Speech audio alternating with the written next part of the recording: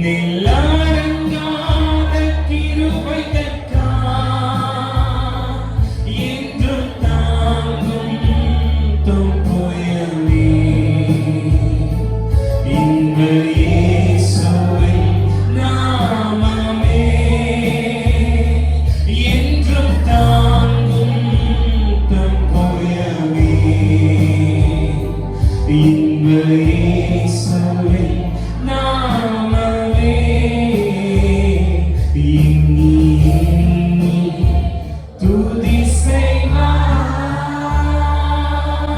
எத்தனை பேர் கைகளை தட்டி இந்த காலையில அவர் செய்த எல்லா நன்மைகளுக்காக கர்த்தரை சத்தமா கைகளை தட்டி ஹalleluya சத்தமா ஹalleluya.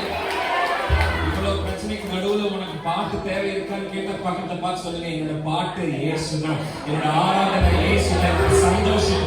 நான் என் வேதனையை புலம்பல பாட்டா பாடுறதுக்காக இங்க வரல. என்னை ரட்சித்தவரை, இதுவரைக்கும் எனக்கு உதவி செய்தவரை, இனிமேல் எனக்கு உதவி செய்ய போறவரை கொண்டாடுறதுக்கு நான் வந்திருக்கேன். ஹalleluya சத்தமா ஹalleluya ஹalleluya. அவர் இந்த சங்கீதமானவர் பலமுள்ள கோட்டையுமா, ஜீவனின் அதிபதியானவரை ஜீவிய காலமெல்லாம் வாழ்த்திடுவோம். ஜீவனின் அதிபதியானவரை ஜீவிய காலமெல்லாம் வாழ்த்திடுவோம்.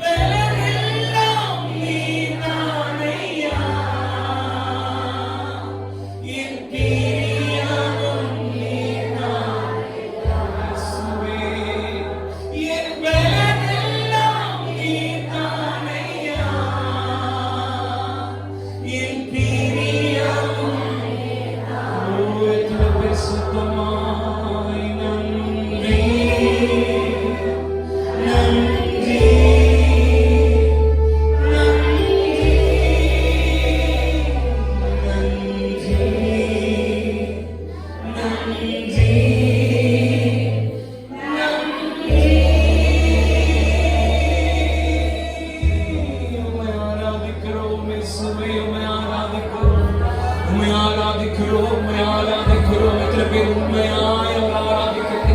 எத்தனை பேர் ஒரு எமோஷனலுக்காக சத்தமா பாடுறதுனால, மேட்சிங்கா பீட்டா வாசிக்கிறதுனால அந்த எமோஷனல் நான் ஆராதிக்கல.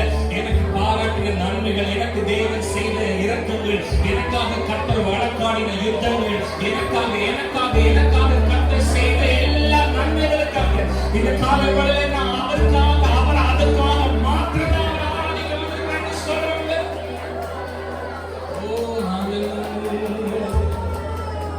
ஹalleluya. உயர்த்துகிறோம், உயர்த்துகிறோம், உயர்த்துகிறோம் இயேசுவே. ஹalleluya. Thank you Jesus. உம்மை ஆராதிக்கிறோம் ஆவியானவரே. ஆராதிக்கிறோம், ஆராதிக்கிறோம், ஆராதிக்கிறோம். ஹalleluya, ஹalleluya, ஹalleluya. நம் இயேசுவுக்கு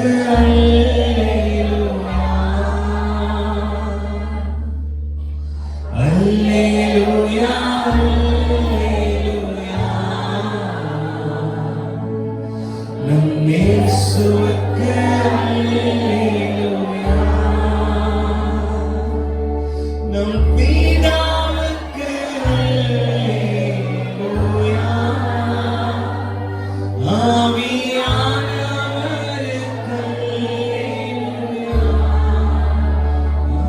hallelujah.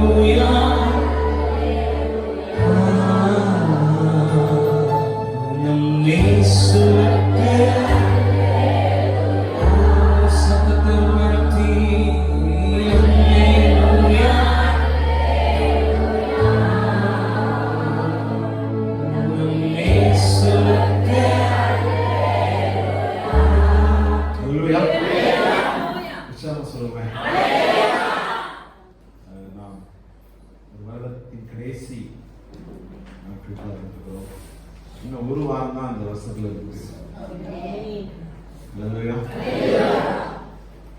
2020 ஆரம்பித்து எப்படியே போய் இந்த நாட்கள் எல்லாம் சபையில கூடி வர முடியுமா அப்படிங்கிற கேள்விகள் எல்லாம் இடையில வந்துச்சு. ஆனால் நம்மை தாங்கி இருக்கிறார், வழிநடத்திருக்கிறார். இந்த நாளிலே நாம் நன்றி உள்ளவர்களாக இருக்க வேண்டும். இந்த நன்றிங்க வார்த்தை எளிமையான வார்த்தை தான், பவர்ஃபுல்லான வார்த்தை. ஆனா இது அதிகமா நம்ம வாழ்க்கையிலிருந்து நம்ம வாயிலிருந்து அதிகமா வர்றது கிடையாது. வர்றது ஆனா அந்த வார்த்தை மாத்திரமல்ல, அந்த நன்றி உணர்வு. நன்றி உணர்வு, வாய்ட்ட நன்றி, தேங்க்ஸ் அப்படி சொல்றது.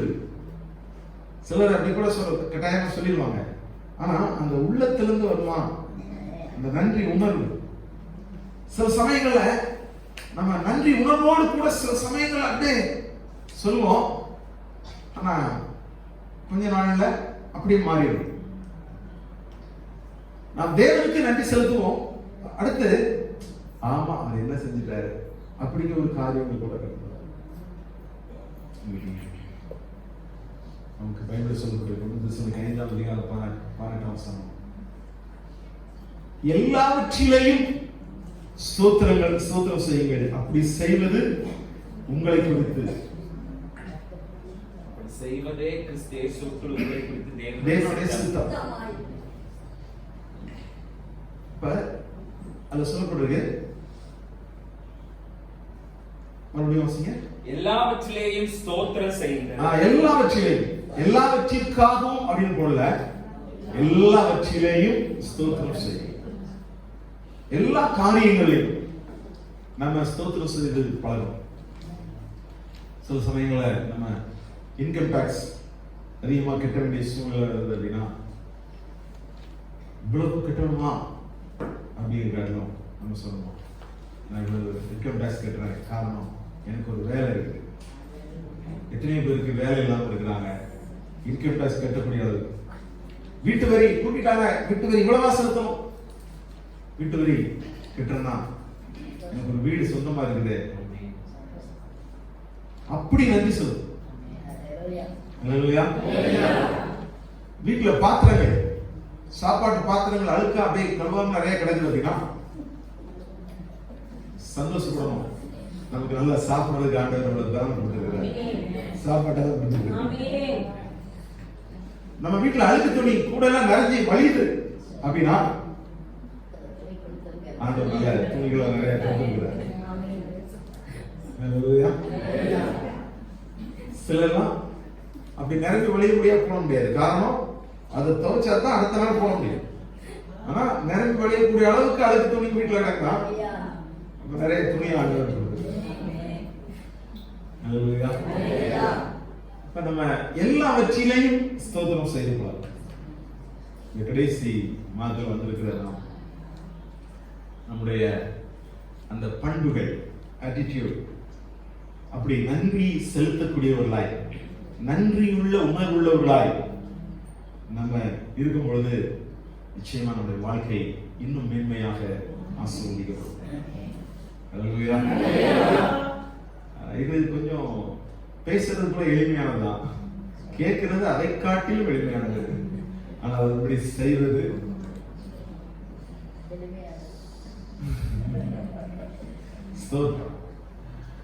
அப்ப அதை நம்ம பழக்கப்படுத்திக்கணுமா நம்ம வாழ்க்கையில எல்லாமே மாறும்.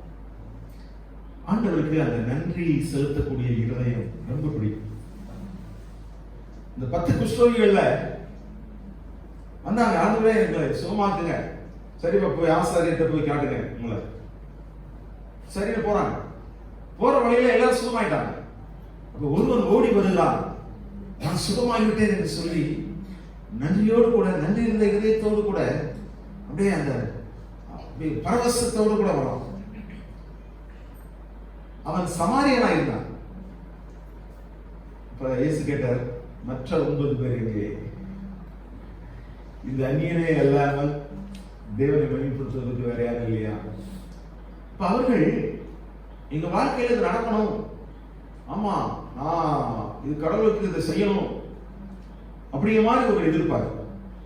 ஆனா தேவன் இப்படி செய்திருக்கிறாரு. இவ்வளவு நாள் குஷ்டரோகத்தில் இருந்திருக்கிறானே, நான் வீட்டுக்குள்ள போக முடியாம இருந்திருக்கிறானே, எவ்வளவு புறம்பாக இருந்து கொண்டு எவ்வளவு வேதனைகளை அனுபவிச்சிருக்கிறேன், ஆனா இன்னைக்கு சுகமாயிட்டேன்னு சொல்லி அந்த நன்றி பெருக்கு அந்த 9 பேருக்கு இல்லை. நாங்கள் கடைசி மாதத்தில் வந்துக்கிறோம். இந்த வருடத்தை ஆரம்பித்த அநேகர் இன்றைக்கு இல்லை, வருடத்தை துவக்கின அநேகர் இல்லை. ஆனா இன்றைக்கு என்னை ஆண்டவர் உயிரோடு வச்சிருந்தார், உங்களை உயிரோடு வைத்திருக்கிறார்.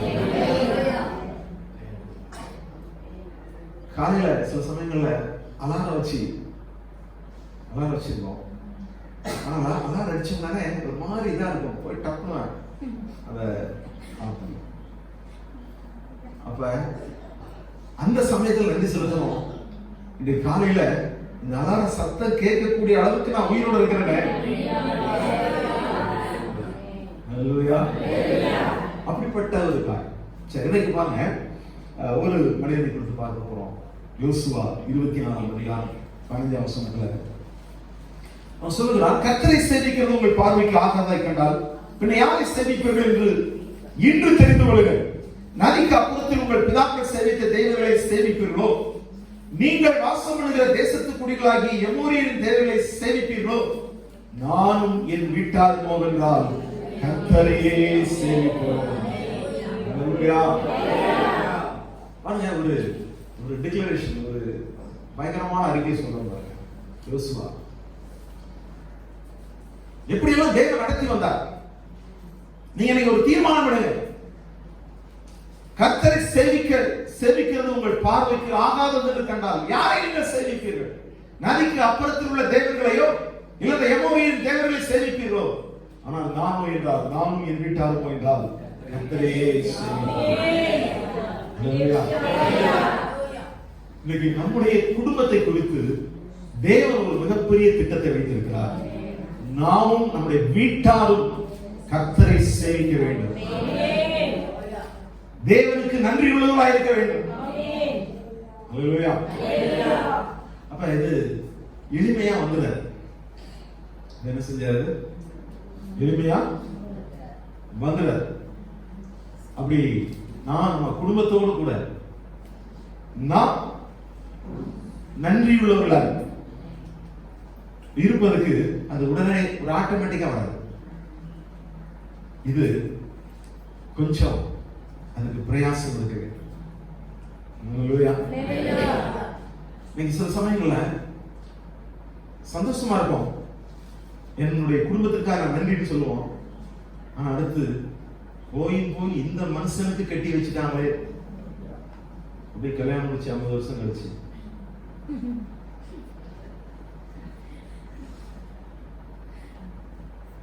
எங்கெல்லாம் கேட்டு வந்தாங்க, எப்படி 50 வருஷத்துக்கு கழிச்சு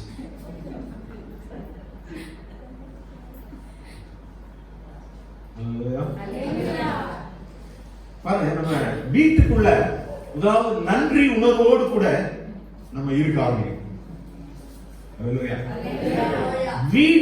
வீட்டுக்குள்ள நன்றி சந்தோஷம் இருந்துச்சுன்னா நம்ம வாழ்க்கை முழுவதுமாய் சந்தோஷமாய் நன்றி உள்ளவர்களாய் நாம் காணலாம்.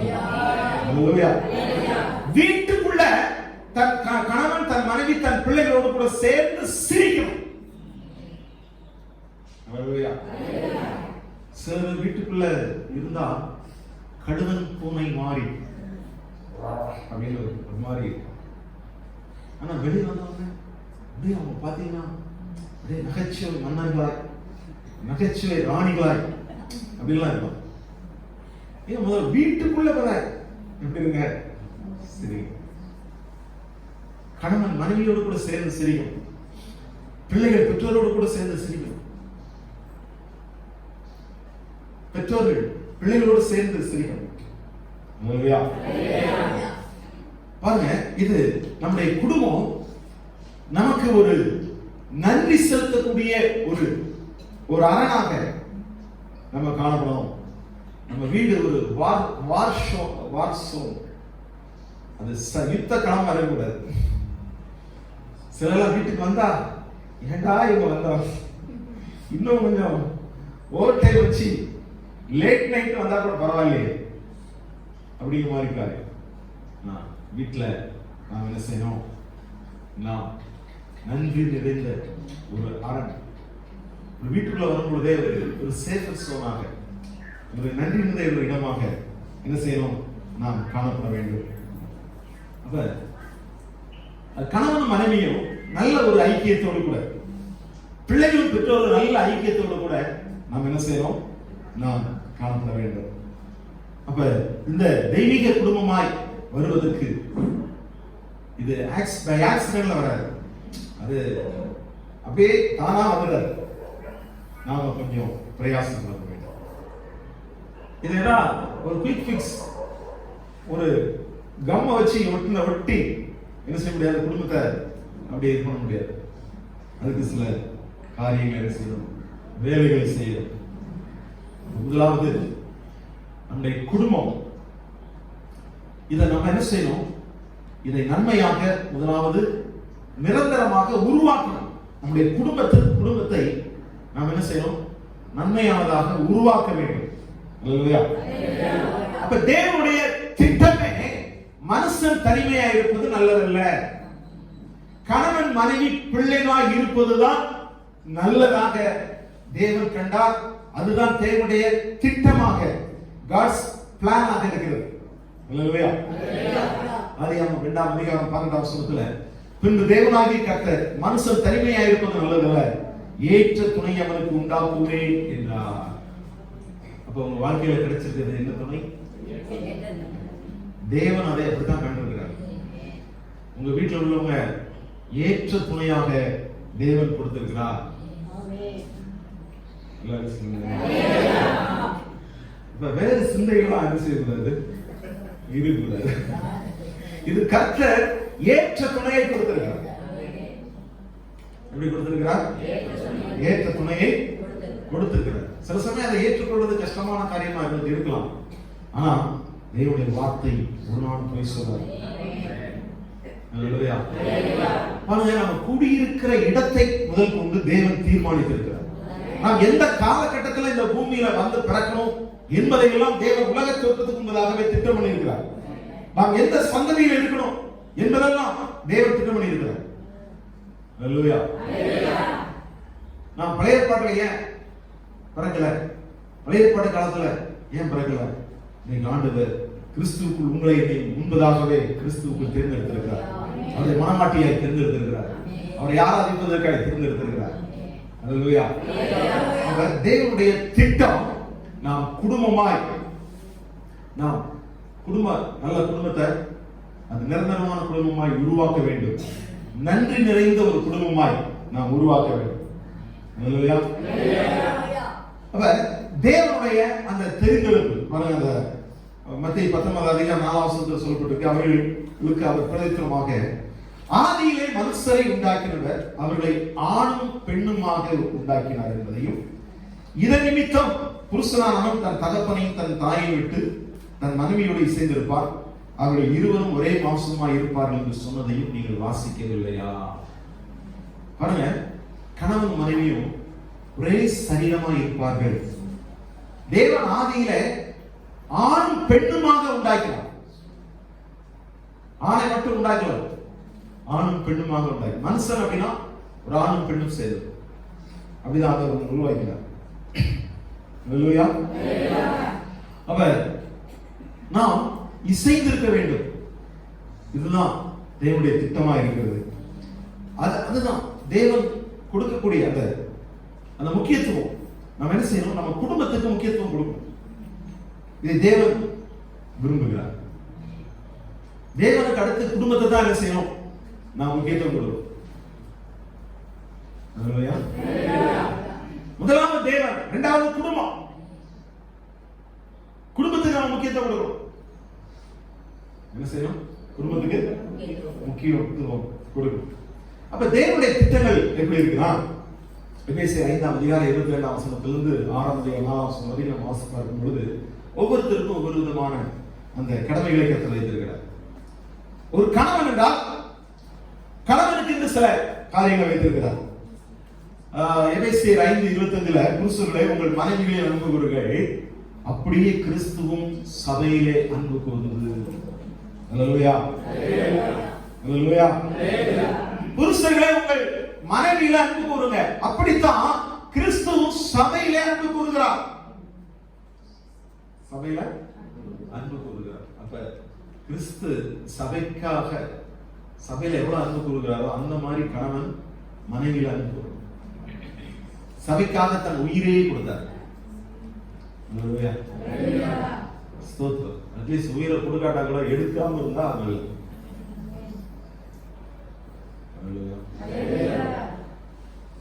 சில சமயங்கள் ஆரம்பத்துல திருமணமான புதுசுல கொஞ்ச நாள் அப்படியே லைஃப் சந்தோஷம் இருக்கும். அதுக்கடுத்து போய் போய் இப்படி போய் நம்ம மாட்டிக்கிட்டோமே அப்படின்னு மாறிக்காரு. நாம் எந்த வயசானாலும் சரி, வயது முதிர்ந்த போதும் அதே அன்பு இருக்கிறது. அல்லேலூயா, அல்லேலூயா. பாருங்க, அந்த 28ஆம் வசனம் சொல்லப்பட்டிருக்கு, 5:28. அப்படியே புருஷனும் தங்கள் மனைவிகளை தங்கள் சொந்த சரீரங்களாக பாவித்து அவர்களை அன்பு கூற வேண்டும். தன் மனைவியில் அன்பு கூறுகிறவன் தன்னில் தான் அன்பு கூறுகிறான். ஒரு கணவன் மனைவியை நேசிச்சா அது என்ன அர்த்தம்? உங்களை நீங்களே நேசிப்பதற்கு அது அடையாளமாக இருக்கிறது. தன் சொந்த மாம்சத்தை பகைத்தவன் ஒருவரும் இல்லையே. கர்த்தர் சபையை போஷித்து காப்பாற்றுகிறது போல ஒவ்வொருவரும் தன் மாம்சத்தை போஷித்து காப்பாற்றுகிறான். அப்ப கணவன் மனைவியை நேசிப்பது தன் சொந்த சரீரத்தை நேசிப்பது போன்றுதான். தன் மாம்சத்தை ஒருவரும் பகைத்ததில்லையே. அடிக்கடி சொல்றாரு, இந்த லேகியோன் பிசாசு பிடித்தவன் கல்லறைகளிலே தங்கியிருந்தான். தன்னுடைய சரீரத்தை அவன் காயப்படுத்தி கொண்டிருந்தான். அவன் வஸ்திரம் தெரியாதவனாய், எவ்வளவு பெரிய செயினை கட்டினாலும் அதையெல்லாம் முறித்து கொடுக்கிறவனாய், தன்னுடைய சரீரத்தை காயப்படுத்தி கொண்டவனாய். அப்ப தன்னுடைய சரீரத்தை ஒருவன் காயப்படுத்தி கொண்டிருக்கான அர்த்தம் அவன் சுய புத்தியில் இல்ல, அவன் பிசாசு பிடித்தவனாய் இருக்கிறான். மனைவியை கணவன் அடிக்கிறான் என்றால் நீங்களே டெஸ் பண்ணிருங்க.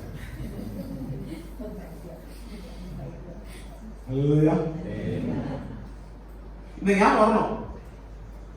மனைவியை கை நீட்டி அடிக்கும் போது லேகியோன் பிசாசு பிடிச்ச ஞாபகம். தன் மாம்சத்தை வேதனைப்படுத்துகிறவன், பிசாசினால் பிடிக்கப்பட்டவன். அப்ப நீங்க சில சமயம் அப்படி உருட்டா நடக்குது. கணவன் மனைவி அடிக்கிறதில்ல, மனைவிமார் கணவர்களை போட்டு வெளுத்து வாங்குகிற தட்டு பறக்கும், பூரி கட்ட பறக்கும்.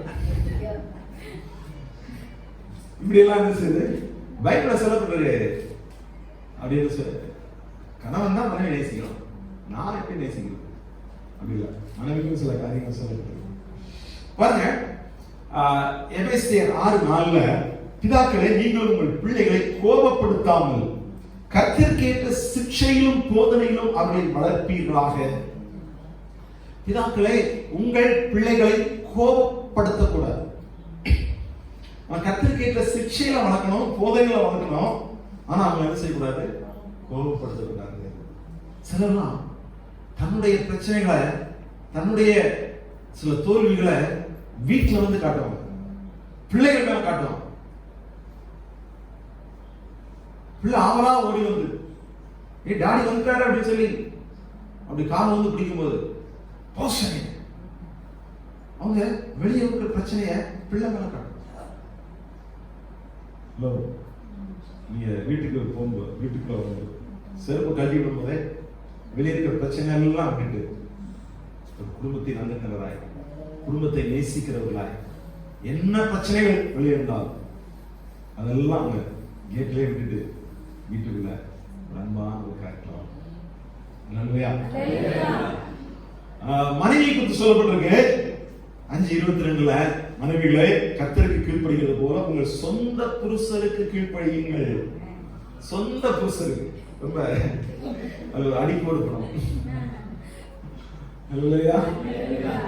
சிலர் மற்ற ஆண்கள் சொன்னா உடனே, சிலர் பாஸ்டர் சொன்னா சரி பாஸ்டர் உடனே செஞ்சிடலாம். பாஸ்டர் பாஸ்டர் கொடுக்கிற மரியாதை கணவனுக்கு கொடுக்கிறது. பாஸ்டருக்கு மரியாதை கொடுக்கலாம், ஆனால் முதலாவது தேவன், இரண்டாவது குடும்பம். மனைவிகளாக இருப்பீர்கள், முதலாவது தேவனுக்கும் இரண்டாவது கணவனுக்கும் மரியாதை கொடுக்கணும். அதுக்கு தான் பாஸ்டரு மற்ற ஊழியக்காரங்க எல்லாம். ஒரு பாஸ்டர் எல்லாம் பேசணும்னா வசனத்தை பேசுறேன்.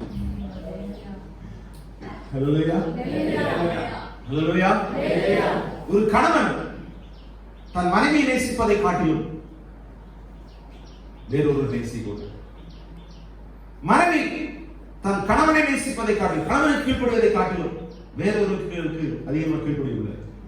தேவனுக்கு கீழ்ப்படிவது போலவே கணவனுக்கு கீழ்ப்படியணும். அல்லேலூயா. இது சொல்லப்படுது பாருங்க, கர்த்தருக்கு கீழ்ப்படிகிறது போல. அந்த வார்த்தை நம்ம தேவனுக்கு கீழ்ப்படியணும். கர்த்தருக்கு என்ன செய்யணும்? கீழ்ப்படியணும். அதை போலவே கணவனுக்கு கீழ்ப்படியணும். அல்லேலூயா. அப்ப ஆண்டவர் ஒரு டார்கெட் கொடுத்திருக்கிறார். சிலர்லாம் நான் கர்த்தருக்கு கீழ்ப்படிவேன், கணவனுக்கு கீழ்ப்படிய மாட்டேன். அதெல்லாம் இன்னும் பிசாசு பிள்ளைகளா இருக்கலாம். என் கணவனுக்கு ஒரு அறிவே இல்லை. சில வீடுகள்ல பாருங்க, நான் பல குடும்பத்துக்கு போறேன். சில மனைவி இந்த பாஸ் வந்து ஏன் அப்படி பண்ணுவா,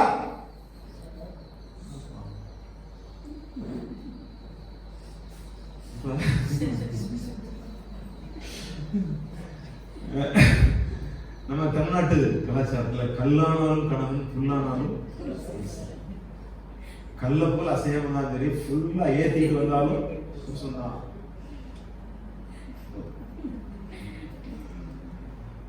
இப்ப என்ன செய்யணும்? கணவனுக்கு அல்லேலூயா, அல்லேலூயா, ஸ்தோத்திரம்.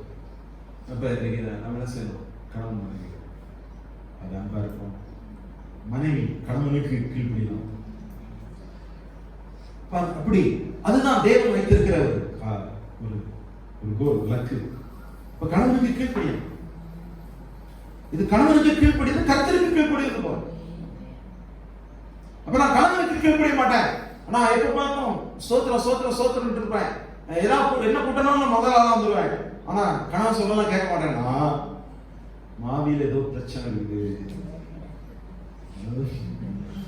அப்ப கர்த்தருக்கு கீழ்ப்படிவது போல கணவனுக்கு கீழ்ப்படியும். மனைவிய இயேசு கிறிஸ்து சபையை எப்படி அன்பு கூறுகிறார் அது போல அன்பு கூறணும். பிள்ளைகளை கோபப்படுத்தக்கூடாது. பிள்ளைகள் பாருங்க, 6ஆம் அதிகாரம் எபேசியர் 1-2-3. பிள்ளைகளே உங்கள் பெற்றோருக்கு கர்த்தருக்குள் கீழ்ப்படியுங்கள், இது நியாயம், இதான் ரைட். கர்த்தருக்குள்ள பெற்றோருக்கு கீழ்ப்படியும். இதுல பாருங்க, முதலாவது சரியான காரியம், பிள்ளைகள் பெற்றோருக்கு கீழ்ப்படியும். இரண்டாவதாக, உனக்கு நன்மை உண்டாயிருப்பதற்கும் பூமியிலே உன் வாழ்நாள் நீடித்திருப்பதற்கும் உன் தகப்பனையும் தாயையும் கனப்படுவாயாக என்பதே வாக்குத்தத்தம் உள்ள முதலாம் கற்பனையாக இருக்கிறது. முதலாவது கட்டளை. பெற்றோருக்கு பிள்ளைகள் கீழ்ப்படிவது ஒரு கட்டளை, அது இல்லாம ஒரு வாக்குத்தத்தம். பெற்றோருக்கு பிள்ளைகள் கீழ்ப்படிந்தால் அவர்கள் ஆயுசு நாட்கள் பெருகும். அப்ப பெற்றோரை அனாதை இல்லத்திலே போயிருக்கிறது பைபிள்ல சொல்லப்பட்டிருக்கல, மனைவியோட சேர்ந்திருக்கணும் அப்படின்னு சொல்லிருக்கு. மனைவியோட சேர்ந்திருக்கணும் தான். அதுக்காக அம்மாவை முதிர் இழுத்த வரணும்னு சொல்லியிருக்கா இல்ல. அல்லேலூயா. பெற்றோருக்கு பெற்றோருக்கு என்ன செய்யணும்? கீழ்ப்படியணும். கர்த்தருக்குள்ள கீழ்ப்படியணும், கர்த்தருக்குள்ள நேசிக்கணும். தாயில்லாமல் நான் இல்லை, தானே எவரும் பிறந்ததில்லை. அப்ப இன்னைக்கு உலகத்தாரிலே என்ன செய்யறாங்க? அம்மாவை கடவுள் கூட நினைக்கிறவங்க இருக்கிறாங்க. இன்னைக்கு நான் பெற்றோருக்கு மரியாதை கனப்படுத்தும். பெற்றோர்கள் மேல அன்பா இருப்பாங்க. அவர்கள் மனைவி கூட கணவர் வெளிப்பட்டு வரவங்க தூங்கிடுவாங்க.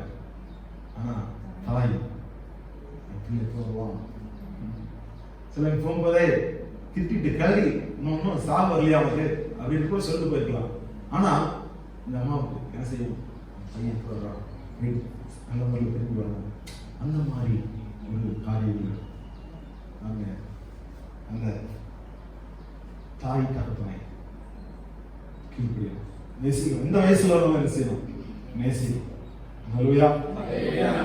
அப்ப இது நியாயம், இது கட்டளை, இது வாக்குத்தத்தம். அல்லேலூயா. அல்லேலூயா. அப்ப ஒவ்வொருத்தருக்கும் ஒரு நோக்கத்தை தேவன் குடும்பத்துக்குள்ள வைத்திருக்கிறார். அதை செயல்படுத்தாமல் நான் சபைக்கு இன்னைக்கு அநேகர் இந்த காரியத்தை கீழ்ப்படியாமதான் இன்னைக்கு சபையினுடைய பேர் கெட்டு போகுது, தேவனுடைய பேர் கூட என்ன செய்யுது, கெட்டு போகுது. பைபிள் படிக்கிறாங்க, குடும்பத்துக்குள்ள ஒரு கீரியும் பாம்பும் போல இருக்காங்க. இப்படித்தான் பைபிள் உங்களுக்கு சொல்லி கொடுக்குறாங்களா, உங்க பாஸ்ட் விட்டுட்டு அவங்க போய்க்கிறாரா அப்படின்னு எனக்கு சேர்த்து வருது.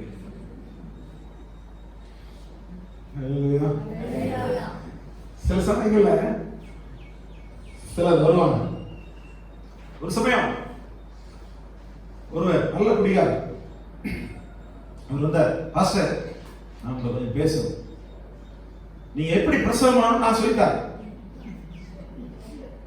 என் அண்ணன் தம்பி எல்லாம் உங்க சர்ச்சை தான் வராங்க, ஆனா தாய் தகப்பனுக்கு கஞ்சி ஊத்துறது இல்லை.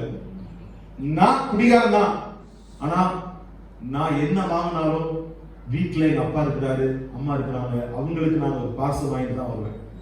நான் என்ன போதையில வந்தாலும் அவங்கள நான் போடுவேன். ஆனா இவங்க சர்ச்சைக்கு வராங்க, நல்லா கை தட்டுறாங்க, அப்படியே ஆவியில் நிறையிறாங்க, ஆனா வீட்டுல அப்பா இருக்கிறார் இல்லையான்னு கூட வந்து பார்க்கறது கிடையாது. இதே ஒரு மாசத்துல ஒரு கிடையாது, அட்லீஸ்ட் ஒரு 6 மாசத்துக்கு ஒரு கிடையாது, இல்ல கிறிஸ்துமஸ் காலம் வரும்போதாவது ஒரு ட்ரெஸ் எல்லாம் எடுத்து கொடுத்து ஏதாவது பண்ணலாமே. அவர்கள் நீ பார்த்து அப்படின்னு சொல்லிட்டு போயிடறாங்க. அப்ப நீங்க இதெல்லாம் போதிக்கணும் அப்படின்னு சொன்னாங்க. சில சமயங்கள்ல ஆவியான சொல்றதை கேட்கறது போறா, குடிகாரன் சொல்றதெல்லாம் கேட்கறது. ஏன்னா நம்ம நடந்துகிட்ட சில காரியங்கள் அதை அவங்க தப்புன்னு சொல்ல முடியாது. பாருங்க, நான் அவங்களை நேசிப்பேன். ஒரு குடிகாரன் என்ன வந்து சொல்றாங்க அப்படின்னு நான் அவங்களை அழுது திட்டுறது இல்லை. நான் அவங்களையும் தோல்ல கை போட்டு, சரி உங்களையும் தேவன் நேசிக்கிறார், நாமும் நிறைய காரியங்களை பைபிள்ல தான் பேசுறேங்க, ஆனா நாம் பேசுறதெல்லாம் கேட்டாங்களா எவ்வளவு நல்லா இருக்கும். நீங்க வாங்க, வந்து பாருங்க, நான் என்ன பிரசங்கம் பண்றேன்னு வந்து பாருங்க. அவன் கேட்கிறாரு, நான் எதுவும் வந்து பார்க்கணும், ரிசல்ட் இல்லையே, என்ன இல்ல ரிசல்ட் இல்லையே. இன்னைக்கு பாருங்க, இன்னைக்கு குடும்பம் அது கரைப்படிவது காரணம் கீழ்ப்படியாமையினால. ஆதியாகமம் 3:16 சொல்லப்பட்டிருக்கு, அவர் ஸ்திரீயை நோக்கி, நீ கர்ப்பவதியாய் இருக்கும் போது உன் வேதனையை மிகவும் பெருக பண்ணுவேன், வேதனையோடு பிள்ளை பெறுவாய், உன் ஆசை உன் புருஷனை பற்றி இருக்கும், அவன் உன்னை ஆண்டு கொள்வான். நல்லா கவனிங்க. இன்னைக்கு நிறைய பேரு நான் கணவன், நீ சொல்றது நான் சொல்றத கேட்டுதான் ஆகணும், அப்படி ஒரு ஆளுகை செய்கிற காரியம். ஆனா இது வேதத்தில் சொல்லப்பட்டிருக்கு, இது சாபத்தினுடைய வெளிப்பாடு, இது கீழ்ப்படியாமையால வந்த காரியம்.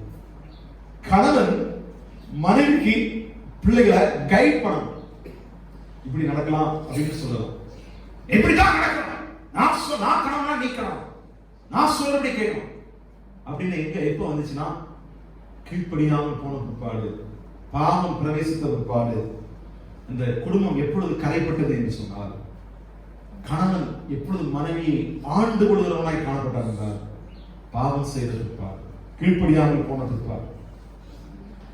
அப்ப அந்த சாபத்தினுடைய பலன் என்னன்னா, மனைவி கீழ்ப்படியாமல் எதிர்த்து நிற்கிறவளாய் மாறுகிறாள். கணவன் மனைவிக்கு கைட் பண்ணுவதற்கு பதிலாக அவன் என்ன செய்யறான், ரூல் ஆளுகை செய்கிறவனாய் இருக்கிறான். இப்படித்தான், நான் கிழிச்ச கோட்டை நீ காணக்கூடாது, கிழிச்ச கோட்டை காணக்கூடாது. அடுத்ததாக குடும்பத்துக்குள்ள ஐக்கியமா இருக்கணும், ஆனா கலகம், குடும்பத்துக்குள்ள வீட்டுக்குள்ள நுழைஞ்சாலே கலகம், இதெல்லாம் பாவத்தின் சாபத்தின் விளைவுகள், கீழ்ப்படியாமையினால் வந்த காரியம். இந்த சாபத்தினால எதை நம்ம பெறுகிறோம் அறுக்கிறோம் என்று சொன்னால், முதலாவது குடும்பத்துக்குள்ளே பாவம். எபேசியர் 4:30 சகல விதமான கசப்பும் கோபமும் மூர்க்கமும் கூக்குரலும் தூஷணமும் மற்ற எந்த துர்க்குணமும் உங்களை விட்டு நீங்க கடவுது, ஒருவருக்கொருவர் தயவாயும் மன உருக்கமாய் இருந்து கிறிஸ்துவுக்குள் தேவன் உங்களுக்கு மன்னித்தது போல நீங்களும் ஒருவருக்கொருவர் மன்னியுங்கள். வீட்டுக்குள்ளேயே கசப்பு கோபம் மூர்க்கம் கூக்குரல், தூஷணம், துர்க்குணம், இது எல்லாம் உள்ளவை குடும்பத்துக்குள்ளே வருது. இது சாபத்தினுடைய பலம். சாபத்தினால அந்த விளைவுகள் என்ன செய்கிறது? கடந்து வருகிறது.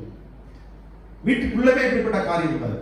அடுத்ததாக வெளியே விபச்சாரம், டைவர்ஸ், விவாகரத்து, இதெல்லாம் என்ன செய்கிறது? கடந்து வருகிறது. இதெல்லாம் சாபத்தினுடைய விளைவு.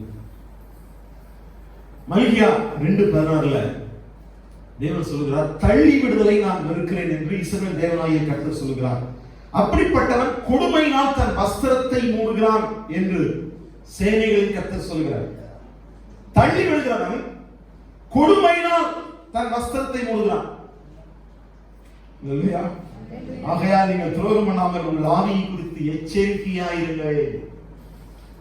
தள்ளி விடுதல்.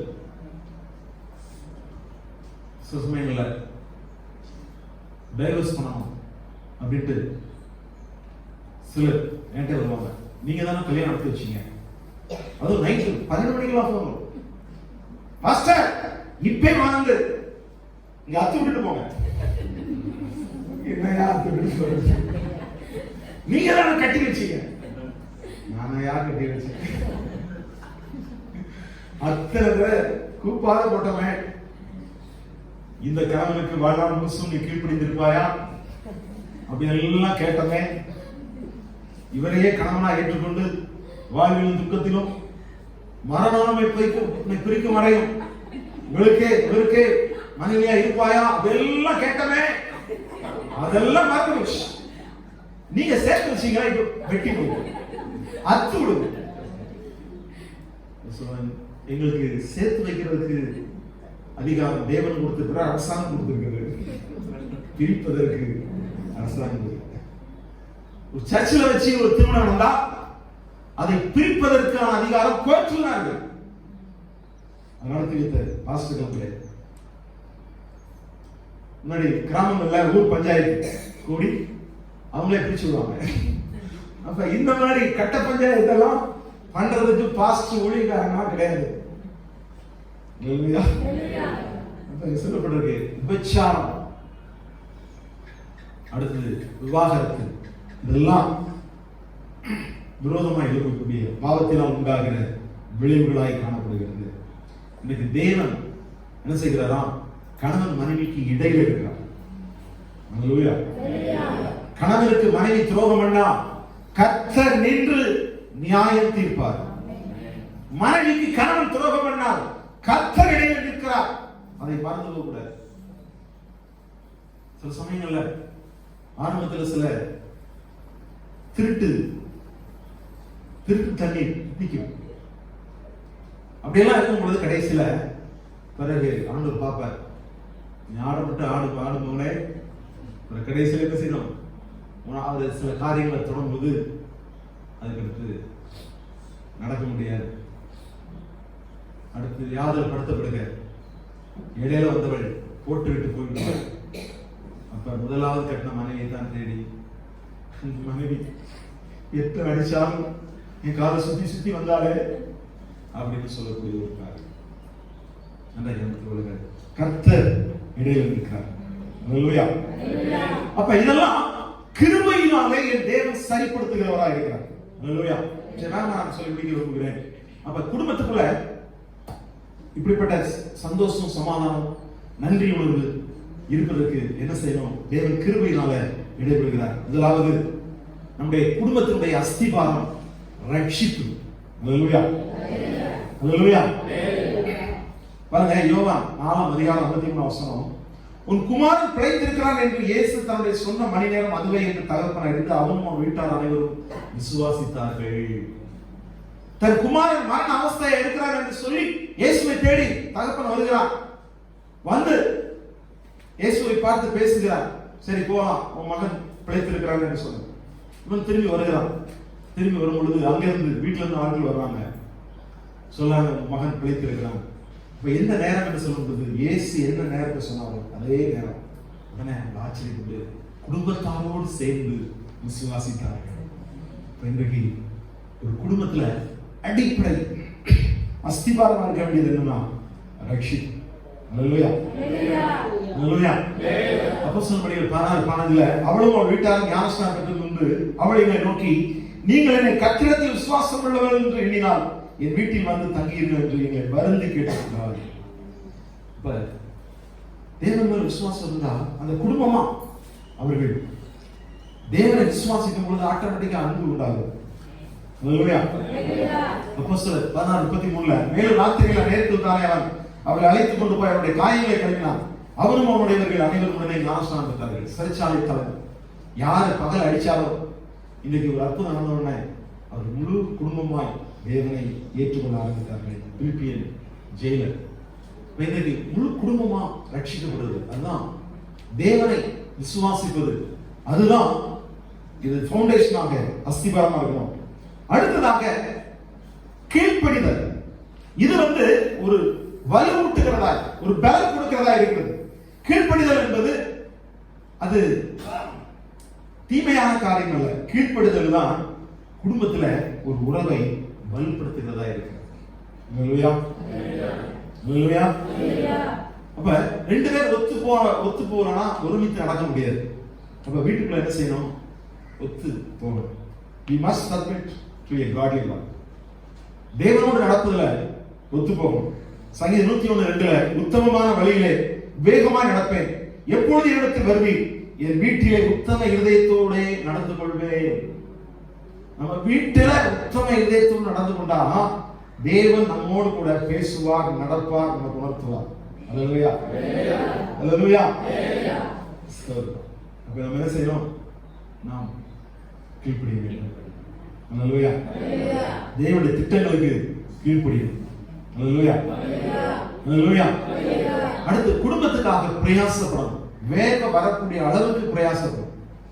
அல்லேலூயா, அல்லேலூயா சொல்லுங்களேன்.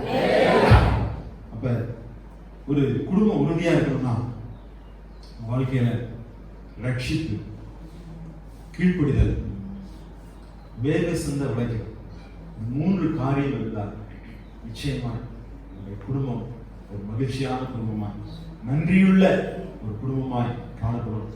இந்த வருஷ கடைசியில நாம் முதலாவது நம் குடும்பத்துல இதெல்லாம் செயல்படுத்துவதற்கு நாம் தீர்மானிப்போம். இயேசுவின் ரட்சிப்பு நமக்கு அஸ்திபாரமா இருக்கட்டும். கீழ்ப்படிதலாக, ஒருவருக்கு ஒரு கீழ்ப்படிதலாக நாம் கட்டுவோம். நம்முடைய குடும்பத்திற்காக உழைப்போம், வேக சிந்த உழைப்போம். சிலர்லாம் பக்கத்து வீட்டுக்காரங்க சொன்னா ஓடி ஓடி செய்வாங்க. வீட்டுல ஒரு வேலை சொன்னா பார்த்து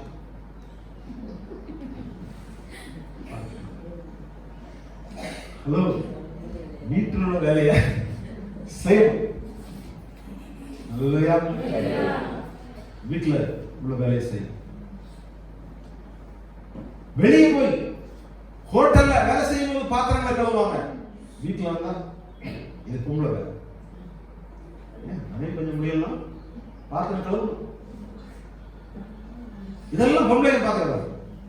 உங்க சம்பளம் வாங்க மட்டும் பாத்துக்கலாம். வீட்டுக்குள்ள என்ன செய்யணும்?